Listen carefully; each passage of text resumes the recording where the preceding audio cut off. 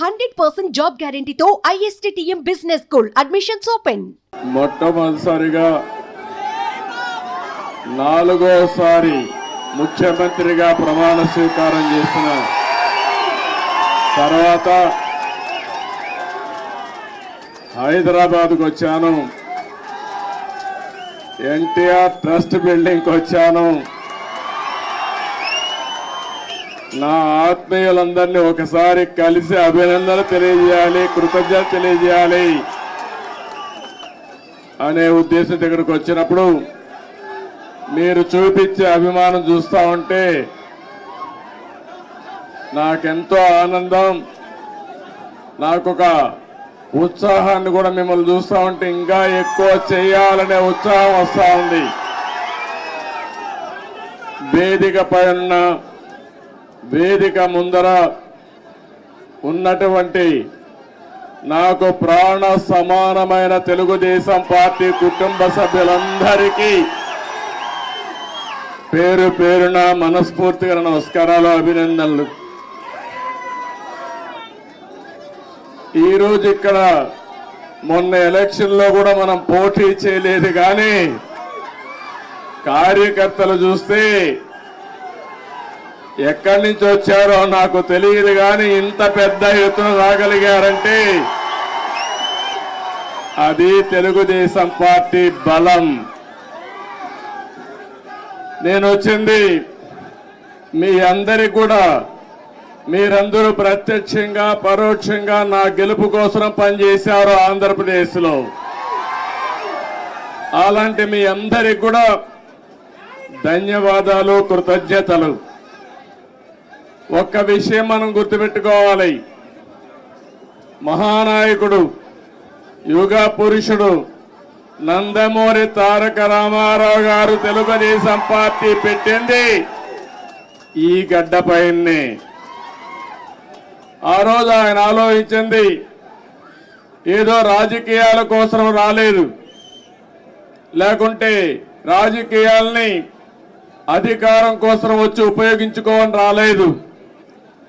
తెలుగు జాతికి అన్యాయం జరిగింది, నా జాతిని కాపాడుకోవాలని ఏకైక లక్ష్యంతో ఎన్టీ రామారావు గారు వచ్చారు.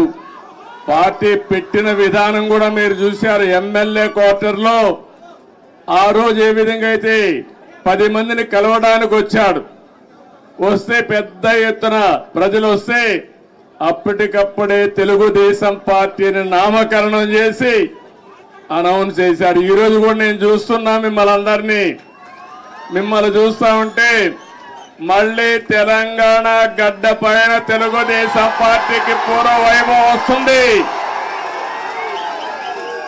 అది స్పష్టంగా కనపడుస్తా ఉంది మీ ఉత్సాహం చూస్తా ఉంటే. ఒక్క విషయం మనందరం కూడా గుర్తుపెట్టుకోవాలి, ఈరోజు 2 రాష్ట్రాలు విభజన జరిగినప్పుడు కూడా నేను ఒకటే ఆలోచించాను, నాకు ఇటు తెలంగాణ అటు ఆంధ్రప్రదేశ్ 2 కళ్ళు లాంటివి. అందుకే ఆ రోజు ఒకే మాట చెప్పాను, నేను ఏ పక్క కూడా సైడ్స్ తీసుకోకుండా 2 ప్రాంతాల ప్రయోజనాల లక్ష్యంగా పనిచేసిన ఏకైక పార్టీ తెలుగుదేశం పార్టీ. తెలుగు జాతి ఐకమత్యంగా ఉండాలని ఆ రోజు ఆలోచించా, ఈ రోజు ఆలోచిస్తున్నా. నా చివరి రక్తపు బొట్టున్నంత వరకు అదే ఆలోచిస్తాను. ఇంకో పక్కన మీరు ఒక విషయం గుర్తుపెట్టుకోవాలి, తెలుగు జాతికి ఒక గౌరవం తెచ్చిన వ్యక్తి ఎన్టీ రామారావు గారు. అంత మునుపు తెలుగు వాళ్ళందరినీ మదరాసి అని పిలుస్తా ఉంటే, కాదు తెలుగు జాతి ఒకటి ఉందని ప్రపంచానికి చాటి చెప్పిన ఏకైక నాయకుడు నందమూరి తారక రామారావు గారు. తెలుగు వారికి ఆత్మ గౌరవాన్ని తెచ్చిన నాయకుడు ఎన్టీ రామారావు.